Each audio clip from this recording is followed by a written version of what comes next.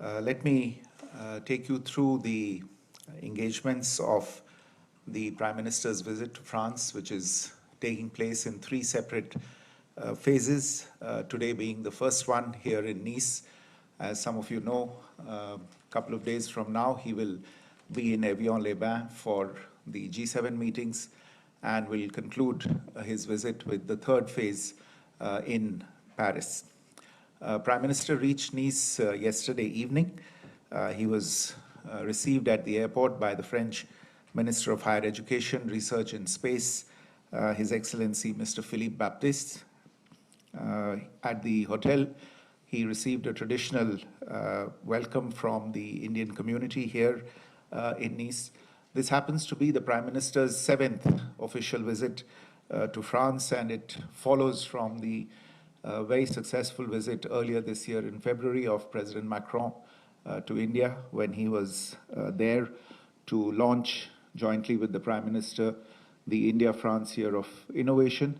It was also the occasion on which the India-France bilateral relationship was elevated to the level of a special global strategic partnership. Today, Prime Minister began his official engagements with participation in Bharat Innovates 2026, which he inaugurated jointly with President Macron. The two leaders addressed a gathering that comprised about 120 Indian deep tech startups, as well as innovators and top technology institutions, and close to 500 investors, venture capitalists, and business leaders from France, from India, and indeed from around the world. The Bharat Innovates event, as you probably know, is a platform to showcase the best of Indian deep tech companies and startups to the global audience. And today's event had representatives from the sectors of artificial intelligence, semiconductors, advanced computing, medtech, agri-tech, defense, space, renewable energy, among others. After addressing the event, both leaders walked through the exhibition and interacted with the innovators who had their innovations and solutions on display. They also at the event witnessed the works of French artists who had recently visited Jaipur in India for a 10-day art residency program. Following the Bharat Innovates event in the morning, the Prime Minister held bilateral talks with President Macron at the iconic Villa Kerylos. They held their discussions covered the entire range of bilateral relations, including defense, security, space, civil nuclear energy, trade and investment, technology and innovation, culture and education, mobility, and people-to-people ties. A key focus of the discussions was also on strengthening and diversifying bilateral ties in the fields of economic growth, technology, and innovation. This is especially relevant in view of the conclusion of negotiations earlier this year on the India-EU Free Trade Agreement. There are a number of outcomes and deliverables from this visit. A full list of these will be available on the website of the Ministry of External Affairs, but very quickly, let me mention amongst the outcomes the setting up of a high-level mechanism to double bilateral trade within 5 years, the establishment of a dialogue on economic security, the adoption of an innovation roadmap 2030, the signing of as many as 19 agreements between institutions in the innovation ecosystem of both countries, the creation of an India-France joint working group focusing on artificial intelligence and its global governance, a memorandum of understanding on establishing a center of excellence in skilling in aeronautics at the campus of the Indian Institute of Technology in Kanpur, a declaration of intent on cooperation in the railways sector, and other areas. The two leaders also discussed how to enhance the mobility of talent and the exchange of students from the two countries, and also expanding mutual recognition of educational qualifications. The Prime Minister in this context invited French universities to open campuses in India under the new education policy, and also welcomed President Macron's commitment to facilitating Indian students who are pursuing higher education here in France. Over lunch today that the President hosted in honor of the Prime Minister, the two leaders also exchanged perspectives on matters of global importance that included the situation in West Asia and the conflict in Ukraine. In a short while from now, in fact, I think we have to leave fairly quickly, the Prime Minister will be departing for Slovakia on a bilateral visit before returning, as I said earlier, to Evian-les-Bains on the afternoon of the 16th to participate in the meetings of the G7 summit, and following that we'll travel on to Paris for other bilateral engagements, including, of course, his participation in the Viva Tech Summit in Paris, besides addressing an Indian community event in the city. So let me stop there. I think we have probably about 10 to 15 minutes. I'll try and answer any questions that you might have. Thank you. Okay, we open the floor. First question here, please. Foreign secretary Brahma Prakash Dubey from ji news. मेरा सवाल है कि जो defence को लेकर खासतौर से बातचीत हुई है, राफेल को लेकर भारत कहता रहा है कि जो राफेल विमान आगे अगली खेप में आए उसमें 50% तक भारत से बने इक्विपमेंट्स हों, तो क्या इसको लेकर मामला आगे बढ़ा है, कुछ चर्चा हुई है? अगर इसको आप बता पाएँ। Thank you. Okay, Suvendu. I'm Shubhendu Ghosh from DT India. Sir, in the domain of civil nuclear cooperation, what has been agreed to take it forward? Thank you. So, Rohini from DT please. India. Are we planning to expand the UPI payment system in other cities of France? And if yes, how Bharat Innovates can help in it? Sir, I think we can take these questions. Okay. All right. Brahma, जहाँ तक आपका प्रश्न है Rafale हवाई जहाज़ को लेके और उसको लेके जो बातचीत दोनों देशों के बीच में चल रही है, आप जानते हैं भारत की वायुसेना रफाल को ऑपरेट करती है और उसके चलते दोनों देशों की सरकारों और दोनों देशों की वायुसेनाओं के बीच में बातचीत आगे बढ़ी है।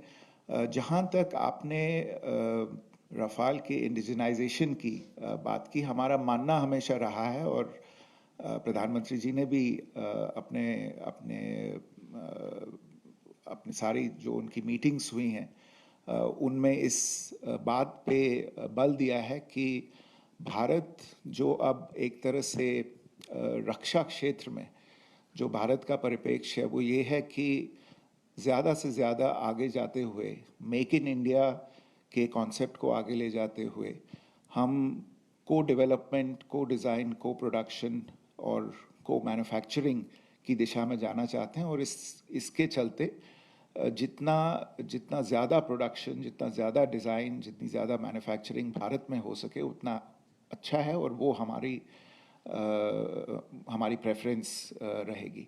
तो आज की बातचीत में भी रफाल को छोड़ के और भी विषयों पे बातचीत हुई, लेकिन मैं कहूँगा एक तरह से जो अंडरलाइंग थीम था वो यही था कि जिस भी डिफेंस प्लेटफॉर्म की हम बात करें, इस एक बात को हमें बेसिस लेके आगे बढ़ना होगा कि ज़्यादा से ज़्यादा लोकल कंटेंट हो, लोकल मैन्युफैक्चरिंग हो और इसी तरह से जो हमारा सहयोग हो उसको इस चीज़ को ध्यान में रखते हुए डिज़ाइन किया जाए। और इन सभी विषयों पे दोनों देशों के बीच में बातचीत चल रही है। जहाँ तक जो अलग-अलग प्लेटफॉर्म्स हैं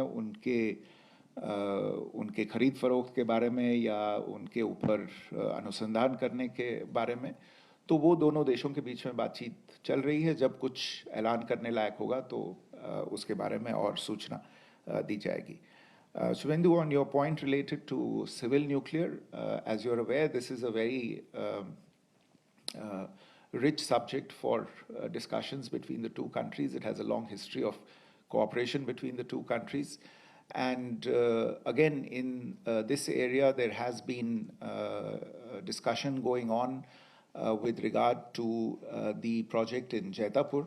And the discussion has primarily been carried on between EDF, Electricité de France, and the Nuclear Power Corporation of India Limited on both the technical aspects of this project as also the very important financial aspects of the project.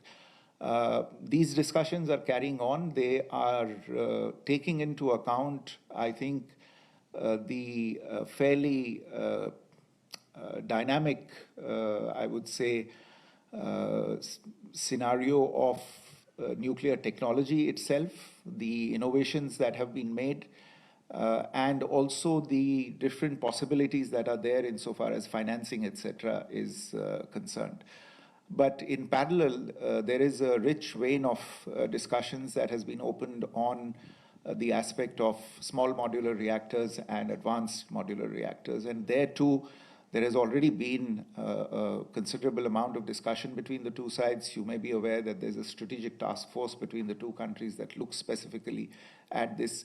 In today's discussions between the President and the Prime Minister, there was discussion on nuclear cooperation as well, and Prime Minister in particular underlined the recent developments on the Indian front in terms of the enactment of the Shanti legislation in India, which essentially, after a very long period of time, changes the nuclear scenario, nuclear industry scenario in India, I would say, by permitting not just private sector participation in the nuclear sector, but also foreign direct investment in the nuclear sector. And with that in view, I think the field is open for French nuclear companies, in this case, to start looking at direct participation in the Indian nuclear sector, or do so in participation with Indian private sector companies, whether in conventional nuclear power reactors or in the more advanced small modular reactors, etc. So the Prime Minister shared his vision on this with the President, and the President welcomed the outlook that was provided, and both sides agreed to encourage their respective agencies to remain in touch on these issues, and we will continue to follow this particular matter. This issue related to UPI expansion, I believe UPI is already available at several localities in France now. I think it's available at quite a few major airports. At the very least, I know it's available at the Eiffel Tower. It was launched there. And there is discussion on expanding its availability in other cities as well. Bharat Innovates obviously is a platform for, in this case, deep tech innovation, but to the extent that it enables innovators, venture capitalists, funders from a variety of areas to get together. It's not just UPI, but several other similar innovations and applications in the fintech field that have the opportunity of introducing themselves to the larger community.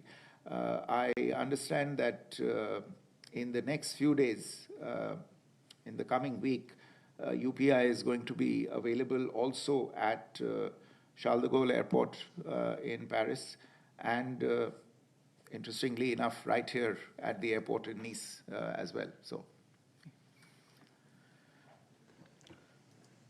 we can take one last question, please. Samata Chopra from DD news. हम जानते हैं कि bilateral trade को हम 5 साल में दोगुना कर रहे हैं, उसके लिए मैकेनिज्म तैयार हो रहा है। प्रायोरिटी एरियाज क्या रहेंगे और भारत इनोवेट्स के बाद क्या ये उम्मीद की जा सकती है कि डीप टेक प्रायोरिटी में रहेगा? आपकी बात सही है। जहाँ तक प्रायोरिटी एरियाज का सवाल है भारत और फ्रांस के बीच में, तो जो ट्रेडिशनल एरियाज रहे हैं द्विपक्षीय व्यापार में, चाहे वो टेक्नोलॉजी के क्षेत्र में हो, चाहे इंजीनियरिंग गुड्स के क्षेत्र में हो, चाहे टेक्सटाइल्स के क्षेत्र में हो, तो उन चीज़ों पे तो बात आगे बढ़ेगी ही बढ़ेगी।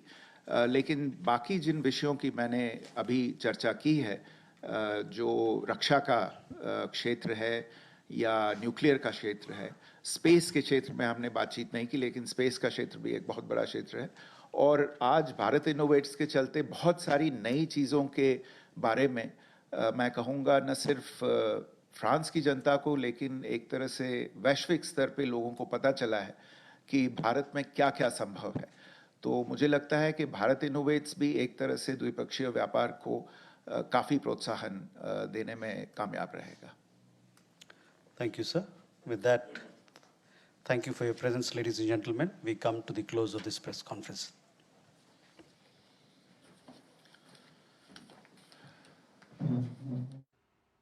तो आप नीज से देख रहे थे प्रधानमंत्री नरेंद्र मोदी की फ्रांस की यात्रा के पहले दिन पर विदेश मंत्रालय की ये प्रेस कॉन्फ्रेंस। विदेश सचिव विक्रम मिस्री इसको संबोधित कर रहे थे। उन्होंने बताया कि किस तरह से दोनों नेताओं के बीच द्विपक्षीय वार्ता भी हुई। उसमें 5 साल में द्विपक्षीय व्यापार को 2 गुना ले जाने पर दोनों देशों के बीच, नेताओं के बीच में चर्चा हुई। साथ ही आज पहले दिन भारत इनोवेट्स का संयुक्त रूप से प्रधानमंत्री मोदी और राष्ट्रपति मैक्रो ने उसकी शुरुआत की है। तो इसी के साथ न्यूज़ नाइट में आज बस इतना ही। मुझे दीजिए अनुमति। नमस्कार।